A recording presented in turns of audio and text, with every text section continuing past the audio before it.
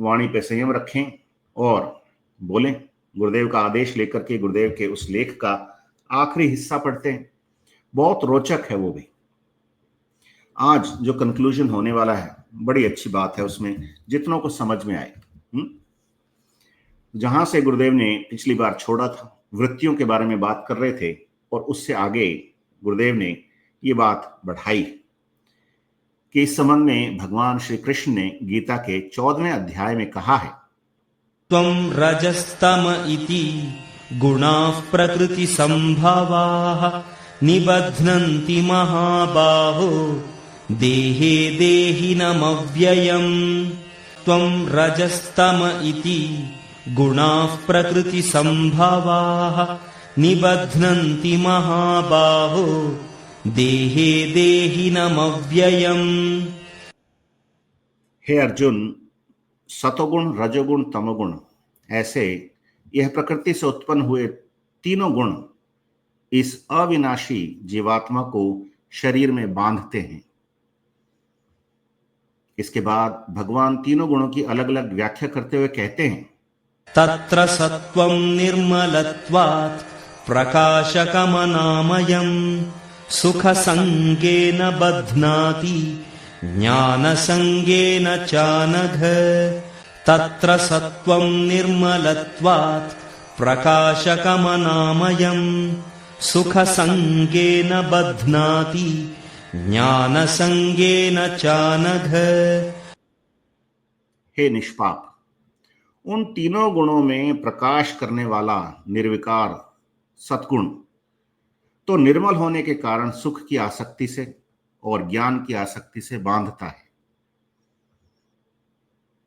रजो रागात्मकं विद्धि तृष्णासंगसमुद्भवम् तन्निबध्नाति कौन्तेय कर्मसंगेन देहिनम्। रजो रागात्मकं विद्धि तृष्णासंगसमुद्भवम् तन्निबध्नाति कौन्तेय कर्मसंगेन देहिनम्। हे अर्जुन, राग रूप रजोगुण को कामना और आसक्ति से उत्पन्न हुआ जान इस जीवात्मा को कर्मों की और उनके फल की आसक्ति से बांधता है। तमस्त्वज्ञानजं विद्धि मोहनं सर्वदेहिनां प्रमादालस्य निद्राभिः तन्निबध्नाति भारत। तमस्त्वज्ञानजं विद्धि मोहनं सर्वदेहिनां प्रमादालस्य निद्राभिः तन्निबध्नाति भारत।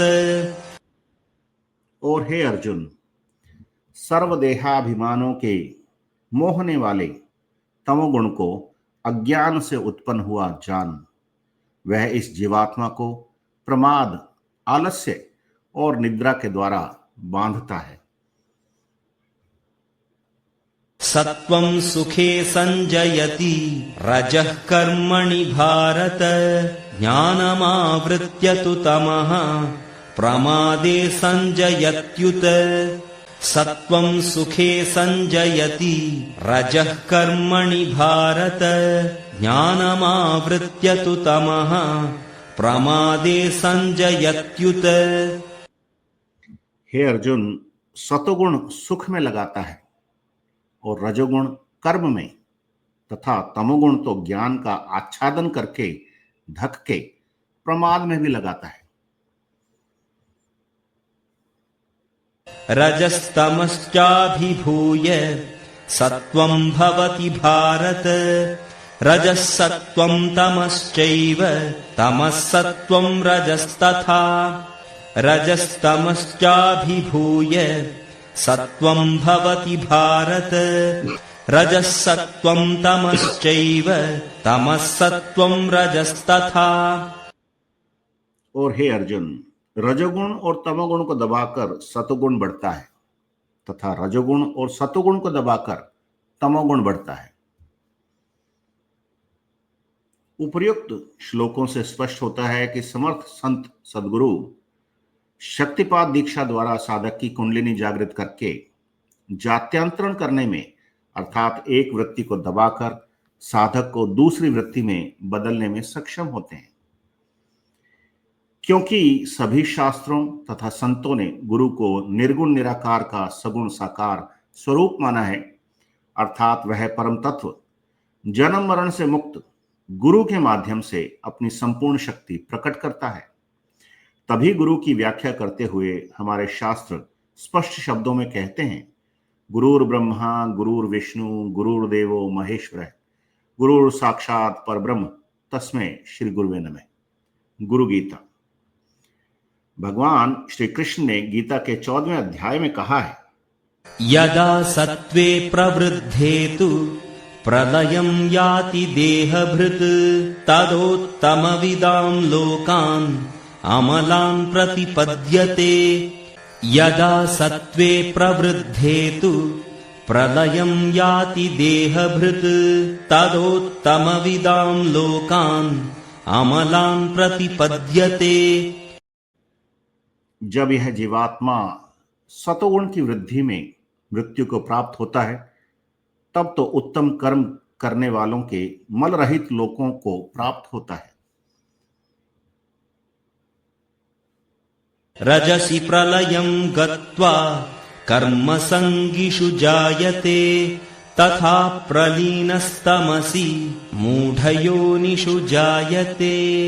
रजसि प्रलयं गत्वा कर्मसङ्गिषु जायते तथा प्रलीनस्तमसि मूढयोनिषु जायते। रजोगुण के बढ़ने पर मृत्यु को प्राप्त होकर कर्मों की आसक्ति वाले मनुष्य में उत्पन्न होता है तथा तमोगुण के बढ़ने पर मरा हुआ पुरुष मूढ़ योनियों में उत्पन्न होता है।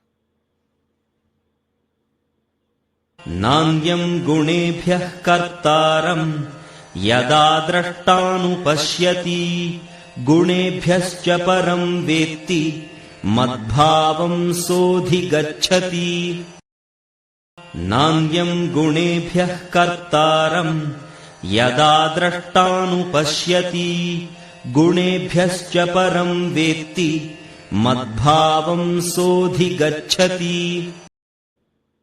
हे अर्जुन, जिस काल में दृष्टा तीनों गुणों के सिवाय अन्य किसी को कर्ता नहीं देखता है और तीनों गुणों से परे सच्चिदानंद घन स्वरूप मुझ परमात्मा को तत्व से जानता है, उस काल में वह पुरुष मेरे स्वरूप को प्राप्त होता है। उपर्युक्त तथ्यों से स्पष्ट होता है कि गुरु अपने शिष्य को अपनी जाति अर्थात चौथी त्रिगुणातीत जाति में बदलने में पूर्ण रूप से समर्थ होता है। क्योंकि वह निर्गुण निराकार का सगुण साकार स्वरूप होता है, इसलिए हमारे संतों ने स्पष्ट कहा है, गुरु करता गुरु करने जोगु, गुरु परमेश्वर है भी होगु, कहु नानक प्रभु इन्हें जनाए, बिन गुरु मुक्ति न पाइए भाई। महला पंजवा शब्द 3-7।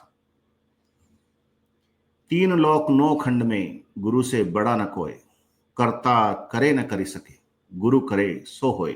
संत कबीर। अतः गुरु शिष्य को गीता के 13वें अध्याय के 22वें श्लोक में वर्णित स्वरूप में तद्रूप बना देता है। मैं उक्त तीनों जातियों में ही विश्वास करता हूं, चौथी जाति गुरु की ही होती है। इन 4 जातियों के सिवाय अन्य जाति विश्व में हो ही नहीं सकती। अतः मैं मानवकृत जाति, धर्म और राष्ट्र की सीमाओं का उल्लंघन करते हुए मेरे असंख्य गुरुओं की कमाई का गुरु प्रसाद, जो कि मेरे परम दयालु गुरुदेव की अहेतु की कृपा के कारण अनायास ही मुझे प्राप्त हो गया है, विश्व में बांटने निकला हूं। मैं वैदिक दर्शन के सर्वम खलविदम ब्रह्म के सनातन सिद्धांत में विश्वास करता हूं। मेरे गुरु का स्पष्ट आदेश है कि मांगने आया कोई भी व्यक्ति खाली हाथ नहीं लौटना चाहिए। तो ये गुरुदेव के उस लेख का आखिरी हिस्सा है। खूब श्लोक है और वो ऐसे समुचित श्लोक है जिससे हम समझ सकते हैं कि गुरुदेव असल में हमारे साथ कर क्या रहे हैं। तो चलिए एक बार फिर से देखते हैं। 169 लोग जो अभी देख रहे हैं, आप सबको बहुत बहुत जय गुरुदेव, जय दादा गुरुदेव। बहुत साधारण से शब्दों में गुरुदेव ने जो बात समझाने की कोशिश की है वो जिसके समझ में आ जाए अच्छी बात। सतोगुण, रजोगुण, तमोगुण का उदाहरण देकर के गुरुदेव ने कहा है कि ये तीनों ही वृत्तियां इस अविनाशी जीवात्मा को शरीर में बांधते हैं।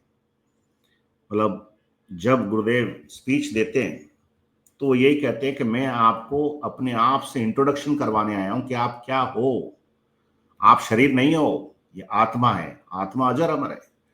तो वही जो अविनाशी जीवात्मा की बात यहां कर रहे हैं ना गुरुदेव, उसके लिए भी गीता के 14वें अध्याय का 5वां श्लोक बताया है। फिर उसके बाद ये भी कहा है कि हे निष्पाप, उन तीनों गुणों में प्रकाश करने वाला निर्विकार सद्गुण, जो निर्मल होने के कारण ही सुख की आसक्ति से और ज्ञान की आसक्ति से बांधता है। तो ये सद्गुण का जो सतोगुणी है उसका प्रभाव बताया गुरुदेव ने। फिर रजोगुणी का प्रभाव बताया है कि राग रूप रजोगुण को कामना और आसक्ति से उत्पन्न हुआ जान इस जीवात्मा को कर्मों की और उनके फल की आसक्ति से बांधता है। और गुरुदेव ने बार बार कहा है कि यह गीता वाला निष्काम कर्म योग है। अब आप अपने जीवन में जरूर देख सकते हैं, खूब आराम से पहचान सकते हैं कौन सतोगुणी वृत्ति का है, कौन रजोगुणी का है और कौन तमोगुणी का है। आप रजोगुण वालों को ही देख लो, राग द्वेष से भरे हुए, ईर्ष्या घृणा वैमनस्य इससे भरे हुए रहते हैं। किसी न किसी के प्रति कोई ना कोई राग लगा ही रहता है। सास का बहू के प्रति, बहू का सास के प्रति, देवरानी का जेठानी के प्रति, छोटे भाई का बड़े भाई के प्रति, बॉस का अपने सबॉर्डिनेट के प्रति, सबॉर्डिनेट का अपने बॉस के प्रति। तो ये सारे बेचारे रजोगुण में फंसे गए। और बात गुरुदेव कर रहे सतोगुण के विकास की। तो अब वो लोग भी अगर गुरुदेव की वाली बात समझ में आई, ले लें, अक्लदानी में डाल लें और हिला लें उसको और मंत्र जाप चालू कर दें, तो वो रजोगुणी से सतोगुणी में परिवर्तित हो जाएंगे। क्योंकि है तो ये निष्काम कर्म योग, लेकिन आप अगर नहीं समझ पाए इस जीवन में रहते रहते, तो फिर उसके रिजल्ट्स भी बताए गए हैं। अब ये जो तमोगुणी है, इसको देखो आप कि सर्वदेहाभिमानों के मोहने वाले तमोगुण को अज्ञान से उत्पन्न हुआ जान, वह इस जीवात्मा को प्रमाद, आलस्य और निद्रा के द्वारा बांधता है। तो किसी को बहुत ज्यादा नींद आती है, बहुत ज्यादा आलस आता है, प्रमाद भी उसी कैटेगरी की चीज है। पर आप इसका एक प्रैक्टिकल एग्जाम्पल देखो, किसी को बहुत ज्यादा उबासियां आती, वो उबासियां किसी ने पूछा, ज्ञानी लोग बैठे हैं हमारे भी कई पुराने गुरु भाई, ठेकेदार भी हैं, उनसे पूछा तो उन्होंने कहा नहीं ये तो एक यौगिक क्रिया है, वो होता है। लेकिन वो असल में ये दर्शाने के लिए गुरुदेव दिखा रहे हैं कि वो उसी तमोगुणी वृत्ति का उपस्थित होने का संकेत, आलस्य, प्रमाद, निद्रा, ये सब उसी के संकेत है। तो उससे आराम से पता चल जाता है। तो अब मुझे विश्वास हो गया कि जब ध्यान करवाते हैं ना गुरु भाई बहनों को, कोई भी ध्यान कर रहा हो, तो उनको देख करके आइडिया हो सकता है कि इनके अंदर क्या आइटम हो सकते हैं, कौन सी वृत्ति हावी हो सकती है। तो तमोगुणी वृत्ति हावी होगी तो वो ये उबासियां लेती हुई पाई जाएगी। वो साधक नहीं ले रहा उबासी, और खूब हो अल्लाह करेंगे और ऊट पटांग योग नाम की वो दिखावा करेंगे, क्योंकि वो अज्ञान से उत्पन्न हुए हुए, वो नहीं जानते हैं कि उनकी भी मुक्ति हो सकती है। सुन रहे हैं कई आत्माएं साधकों के अंदर बैठी सुन रही, आज उनकी भी मुक्ति हो जाएगी। गुरुदेव से प्रार्थना कर लेना और मंत्र जपना चालू कर दें, तो आज ही उनकी मुक्ति हो जाएगी। हमारे को तो फिर भी गुरुदेव ये स्लाइडें दिखा रहे हैं, आपको तो सीधा निर्देश दे दिया। अब जो होता है परिणाम रजोगुण, सतोगुण, तमोगुण वालों का, वो आप देखो एंड रिजल्ट क्या है, वो समझा रहे हैं कि सतोगुण सुख में लगाता है और रजोगुण कर्म में, तथा तमोगुण तो ज्ञान का आच्छादन करके ढक करके प्रमाद में भी लगाता है। मतलब कई होते हैं ना, कोई बिल्कुल बेचारा सही बात कह रहा है, कोई कहने की कोशिश कर रहा है, उसमें छिद्रान्वेषण करना शुरू कर देते, मीन मेख निकालना शुरू कर देते हैं और सिरे से नकार देते हैं, नहीं ये क्या बात कर रहे हो, ऐसा होता है, कुछ नहीं होता, ऐसा आज तक हुआ कभी, योग हुआ, हो ही नहीं सकता, क्या बकवास किए जा रहे हो, गप्पे मार रहे हो, हैं पंजाबी में कहते जबड़ियां मार रहे हो। तो वो आप उसको तमोगुणी जानो, कोई टेंशन नहीं। उसी से पता चल जाता है, उसके मतलब अभिव्यक्ति करते ही आप अंदाजा लगा सकते हैं कि इसके अंदर कौन से वाले आइटम स्ट्रांग है, कौन सी वृत्ति स्ट्रांग है। आपने भी देखा होगा, आप देखते भी रहते हैं। लेकिन यहां गुरुदेव एक प्रैक्टिकल तरीका बता रहे कि रजोगुण और तमोगुण को दबाकर सतोगुण बढ़ता है, और रजोगुण और सतोगुण को दबाकर तमोगुण बढ़ता है। अब जो जिसमें पहले से तमोगुण बढ़ा हुआ है, तो आप ये जानो कि उसके अंदर रजोगुण और सतोगुण को बेचारे को दबा के रखा हुआ है, और रजोगुण और तमोगुण को दबा दिया गया है, तो इसका मतलब सतोगुण बढ़ा हुआ है। ये सतोगुण बढ़ कैसे सकता है? क्योंकि ये भी एक अच्छा इन्वेस्टमेंट है। ये जन्म ही एक जन्म नहीं है, वो ये तो ये लोक है, और एक परलोक नाम की कोई और आइटम जगह होती होगी, उसका भी जिक्र किया है। ये सारा आपको जीते जी पता चल जाएगा, कोई कल्पना की बात नहीं है। इस आराधना में यही होता है। तो रजोगुण और तमोगुण को दबा दिया जाए, गुरुदेव ने जो मंत्र बताया उससे। मंत्र जपोगे तो रजोगुण तमोगुण दब जाएंगे। तो कोई कितना ही प्रमादी हो, आलसी हो, अनिद्रा वाला हो, राग द्वेष ईर्ष्या घृणा से भरा हुआ हो, वैमनस्य से भरा हुआ हो, हिंसा से भरा हुआ हो, अंदर अशांति लिए बैठा हो, वो मंत्र जाप चालू कर देना, वो भी सतोगुणी हो जाता है। पहले रजोगुणी होगा, फिर सतोगुणी होगा। तो ये वृत्तियां ऐसे बदलती हैं। तो शक्तिपात दीक्षा अगर कोई समर्थ संत सदगुरु देवे, उससे ये कुंडलिनी जागृत होती है, और जात्यांतरण वाला काम उसी को करना पड़ता है। अब और तो अंदर कोई है नहीं, परमात्मा है, वहां तक पहुंच नहीं सकते। परमात्मा की पराशक्ति है। आपने परमात्मा से प्रार्थना की, उसकी तस्वीर से प्रार्थना की, उसके सगुण निर्गुण रूप से प्रार्थना की, उसने उस कुंडलिनी को जागृत कर दिया। अब वो कुंडलिनी जागृत होकर के गुरु के नियंत्रण में रहती है, जिसके आदेश से जागृत होती है उसी के नियंत्रण में रहती है। अब जो ज्ञानी लोग हैं, तथाकथित ज्ञानी, या तो वो रजोगुणी है या तमोगुणी है, प्रमादी हैं, ज्ञान को ढक देते हैं ना। कोई ज्ञान दे रहा है सही से, उसको ढक देंगे और छेड़खानी करके उसको जगाने की कोशिश करेंगे, तो फिर वो आप ही का अहित कर सकती है, उसमें फिर कुछ इलाज नहीं। लेकिन वो गुरुदेव के आदेश से कुंडलिनी जागृत हुई है, तो फिर रजोगुण और तमोगुण को बिल्कुल अनुशासन में ले आएगी और दबा देगी, फिर सतोगुणी हो जाओगे सारे के सारे।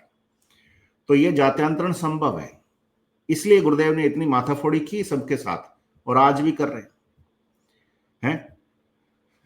अब वो संत सदगुरु, क्योंकि अभी जो पंजाबी में जो पॉडकास्ट हुआ, उसमें भी वो इंटरव्यूअर ने यही कहा कि भाई हमारे तो गुरु ग्रंथ साहब में ऐसा कहा गया है, गुरु गोविंद सिंह जी ने ऐसा कहा है कि कोई मेरे को परमात्मा कहे तो वो नरक में जाए। अब वो सूक्ष्म जगत की बात है। उनका आग्रह ये था, या उनका आर्ग्यूमेंट ये था कि आप अपने गुरु को कल के अवतार मानते हो, और ऐसा तो कोई अवतार की बात हुई नहीं है। तो सब धर्मों का अलग अलग विचार है, इसमें खंडन मंडन की कोई गुंजाइश नहीं। लेकिन यहां गुरुदेव जो बात कह रहे हैं, मैं तो उसको पूर्ण सत्य मान के जो समझा वो बता रहा हूं, कि सभी शास्त्रों और संतों ने गुरु को निर्गुण निराकार का सगुण स्वरूप, साकार स्वरूप माना है। अर्थात वह परम तत्व जन्म मरण से मुक्त गुरु के माध्यम से, गुरु जो ऑलरेडी अजरमर हो चुका है, उसके माध्यम से अपनी संपूर्ण शक्ति प्रकट करता है। और तभी गुरु की व्याख्या करते हुए शास्त्रों में स्पष्ट कहा गया है। गुरु गीता में कहा है ना, गुरुर ब्रह्मा गुरुर विष्णु गुरुर्देव महेश्वर, गुरुर साक्षात पर ब्रह्म तस्मै श्री गुरुवे नमः। तो ये जो परब्रह्म है, ये गुरु का रूप धारण करके आता है, और इसलिए ये सब संभव होता है। आज तक तो ऐसा नहीं हुआ कि किसी निर्जीव सी तस्वीर को देख करके आपके अंदर की वो शक्ति जागृत हो जाए जिसने पूरी सृष्टि रची है। तो फिर वो तस्वीर क्या है? जन्म मरण के चक्कर से मुक्त वो गुरु है जो परम तत्व है। और फिर कृष्ण ने यह भी कहा है कि जब यह जीवात्मा सदोगुण की वृद्धि में मृत्यु को प्राप्त होती है, सतोगुण बढ़ा हुआ है, मान लो आपके अकाउंट में सतोगुण का ये पैसा ज्यादा है, कमाई, नाम की कमाई, सुमिरन की कमाई जिसको कहते हैं ना, तो हमारा जन्म कहाँ होगा? अगर हुआ, उत्तम कर्म करने वालों के मल रहित लोकों को प्राप्त होता है। मतलब वहां मल नाम की कोई चीज नहीं है, बिल्कुल साफ सुथरा सा कार्यक्रम है, वहीं होगा। स्वर्ग लोक में रहती ना, सतलोक में रहती हैं आत्माएं। यहां से उनकी कमाई अच्छी थी इसलिए वहां टिका दिया उनको, लेकिन आना तो उनको भी फिर भी वापस पड़ता है ना। स्वर्ग लोक से भी आती हैं आत्माएं, मुक्ति उनकी भी नहीं होती, दोबारा से पुण्य खत्म हुए नहीं और वापस नीचे आ जाओ। अब जिसका रजोगुण ज्यादा रहा वो जब मृत्यु को प्राप्त होगा तो उसके कर्मों, कैसे जन्म मिलेगा? कर्मों की आसक्ति वाले मनुष्यों में उत्पन्न होगा। मतलब उसको फिर वही आसक्ति लगी रहेगी कि 2 रुपए के 4 रुपए कमा लो। तथा तमोगुण के बढ़ने पर मरा हुआ पुरुष मूढ़ योनियों को उत्पन्न होता है। मतलब मूर्ख होते ना, वैसे टाइप की योनियों को उत्पन्न होता है। अब उसका कितना ही ब्रेन का एमआरआई करवा लो, वो अड़ंगा तो आध्यात्मिक रोग का है और आप इसको मानसिक रोग या शारीरिक रोग समझोगे। अब कृष्ण की बात समझ लेते तो वो मूड योनि से भी वो सतोगुण वाली चीज में लाने की सामर्थ्य एक समर्थ सदगुरुदेव में होती है। ये कर लोगे तो ठीक है। अब ये काम का है, ये कंक्लूजन है जो कहा है ना कि जिस काल में दृष्टा तीनों गुणों के सिवाय अन्य किसी को करता नहीं देखता है और तीनों गुणों से परे सच्चिदानंद घन स्वरूप मुझ परमात्मा को तत्व से जानता है, उस काल में वह पुरुष मेरे स्वरूप को प्राप्त होता है। बहुत गहरी बात। एक तो ये कि हम करता नहीं है, करता ये 3 वृत्तियां हैं, अब जैसा करेंगे वैसा भुगतेंगे। हम शरीर नहीं है तो हम निष्काम कर्म योग में लग जाएंगे और जो इस जन्म में एक दृष्टा के रूप में सच्चिदानंद घन स्वरूप को पहचान जाता है, एक तत्व के रूप में, दिया बत्ती अगरबत्ती वाले नहीं, एक तत्व के रूप में वो जो पहचान जाता है फिर वो मेरे स्वरूप को प्राप्त होता है। कितनी गहरी बात है और कितनी सिंपल भाषा में कह दी। अब गुरुदेव ने इसको समझाने के लिए बार बार अपनी ओर इशारा करके कहा कि ये शरीर गुरु नहीं है, ये तो कल मरेगा। गुरु तो आपके अंदर बैठा है, गुरु तो गुरु तत्व है, गुरु तो गुरुत्वाकर्षण है। मैं तो आपका उससे परिचय करवा दूंगा, दोस्ती आपको करनी पड़ेगी। तो वो गुरु तत्व क्या है, गुरुत्वाकर्षण क्या है? ये वही सच्चिदानंद घन स्वरूप है जिसका नाम हम जप रहे ना, उसी में बदल जाएंगे। ये टोटल कहानी का सार है, क्लाइमेक्स होता है ना, वैसे टाइप का है। तो 3 गुणों से चौथा गुण जो होता है त्रिगुणातीत होने का, चौथी जाति है वो त्रिगुणातीत, वो केवल गुरु की होती, क्योंकि वो तीनों गुणों से ऊपर उठा हुआ है और वो निर्गुण निराकार का सगुण साकार स्वरूप है। इसलिए नानक देव जी महाराज ने भी ये बात कही कि गुरु करता गुरु करण जो गुरु, गुरु परमेश्वर है भी होगु, कहु नानक प्रभु इहें जनाई, बिन गुरु मुक्ति न पाई है भाई। तो मुक्ति के लिए गुरु होना ही चाहिए, इसको भी बहुत सिंपल समझते हैं। अब गुरु वो होना चाहिए जो निर्गुण निराकार का सगुण साकार स्वरूप हो, जो गुरु परमात्मा से जुड़ा हुआ है। गुरु तो आजकल बहुत है, मार्केट भरी पड़ी गुरुओं से। गुरुडम एक बदनाम पेशा है, किताबें पढ़ पुढ़ा करके लोग गुरु बन जाते हैं, रंग पोत करके गुरु बन जाते हैं। आजकल तो सोशल मीडिया पे भी आप पकड़ लो, आपको गुरु बना देंगे हफ्ते भर में। पैसा होना चाहिए आपके पास, फिर वो ऐसा दुकान चलेगी कि आपके पास पैसा आने लग जाएगा। तो ये तो गुरु दम तो बदनाम पेशा हो रखा है। असली गुरु तो वो है जो मुक्ति करवा सके आपकी। तो अगर असली गुरु परमात्मा से जुड़ा हुआ है, उसके तार परमात्मा से जुड़े हुए, उसके तार के दिए हुए प्लग में आप अपना और स्विच में प्लग लगाओगे ना, तो ही चार्ज होगे, तो ही आप परमात्मा से जुड़ पाओगे। लेकिन वो प्लग इन तो आपको करना ही पड़ेगा, प्लग इन करे बगैर पार नहीं पड़ेगी। आप सोचो बिना प्लग इन के वायरलेसली ब्लूटूथ से हो जाए, आध्यात्मिक जगत में ऐसा नहीं होता है। भौतिक जगत के नियम थोड़े अलग हैं, आध्यात्मिक जगत के थोड़े अलग हैं। लेकिन हाँ, मन ही मन संकल्प कर लोगे कि हाँ, गुरुदेव रामलाल जी सियाग ही मेरे गुरु हैं आज से, बस इतना ही काफी है। ये ब्लूटूथ से भी आगे की टेक्नोलॉजी है, मन से चलने वाली टेक्नोलॉजी है ये। तो चूंकि ये भाव की आराधना है, इसलिए इसमें भाव उसी तरह से फलीभूत हो जाता है जैसी आपकी भावना रहती है। इसलिए कहा है ना, जाकी रही भावना जैसी, प्रभु मूरत देखी तिन तैसी। तो ये जो तद्रूप बनाने वाली बात है, गीता के 13वें अध्याय के 22वें श्लोक में कृष्ण ने कही है ना, वो गुरुदेव तद्रूप बना देंगे और अपनी जाति में बदल देंगे। बाकी इनके 3 जातियों के अलावा कोई चौथी जाति है नहीं। अब गुरुदेव ने जो एक बहुत बड़ा कदम उठाया, नील आर्मस्ट्रांग तो चांद पे गया था, तो वो पहला कदम रखा, पता नहीं गया था कि नहीं गया था, लेकिन गुरुजी ने तो यहां ये बात कह दी कि मैं मानव कृत जाति, धर्म और राष्ट्र की सीमाओं का उल्लंघन करके मेरे असंख्य गुरुओं की कमाई का गुरु प्रसाद, जो कि मेरे परम दयालु गुरुदेव की अहेतु की कृपा के कारण अनायास ही मुझे प्राप्त हो गया, विश्व में बांटने निकला। कितनी गंभीर बात है। और ऐसा काम करने वाला कोई दयालु गुरु होगा ना तो ही कर सकता है। बाकी मार्केट वाले गुरुओं का हाल आपने देख रखा है। एक अनुभूति सुनाता हूं इससे जुड़ी हुई।